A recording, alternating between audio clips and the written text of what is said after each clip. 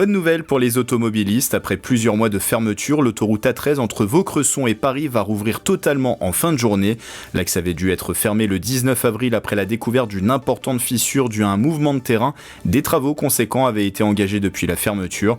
L'A13 avait été rouverte très partiellement dès le 10 mai aux véhicules légers et uniquement dans le sens province-Paris. Les jours de la joggeuse blessée grièvement aux Hautes-Thoiries ne seraient plus en danger. Hier dimanche, cette femme de 37 ans qui passait son week-end en famille dans un lodge sur place a été attaquée par des loups alors qu'elle effectuait un jogging. Elle a été mordue à la gorge, au bras et au mollet. L'accident s'est produit le matin dans une zone interdite aux piétons, réservée aux animaux sauvages et accessible uniquement en voiture.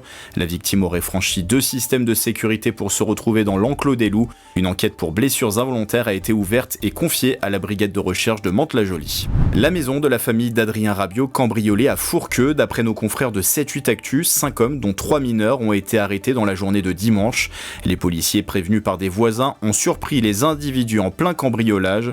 La propriété de la famille du joueur de l'équipe de France avait déjà été cambriolée la veille. Le préjudice est conséquent, 10 000 € en espèces, des maillots de foot de collection, un lingot d'or, les clés d'une voiture de marque allemande et au moins une montre de luxe d'une valeur de 30 000 € ont été volées. Le Centre européen de musique l'attendait avec impatience. Le projet s'agrandit avec l'ouverture d'un site au Portugal, au Palais national de Mafra. Une cérémonie aura lieu le 7 juillet prochain. Le Centre européen de musique réunit 23 pays en Europe avec des liens aussi à l'international avec l'Argentine, l'Égypte ou encore l'Inde. Le centre français se trouve à la Villa Viardot de Bougival. Le Centre européen de musique Espagne existe déjà, le Centre européen de musique Italie est en train de se finaliser et après ce sera l'Allemagne, la Finlande et bien d'autres pays. Donc c'est véritablement un projet européen, pan-européen, qui veut inscrire la musique au cœur de la société. Et puis Kelvin Majid était sur le ring samedi dernier. Le boxeur de la team Faroudia Delancourt affrontait le Britannique Muhammad Mustafa Ali à Birmingham en Angleterre.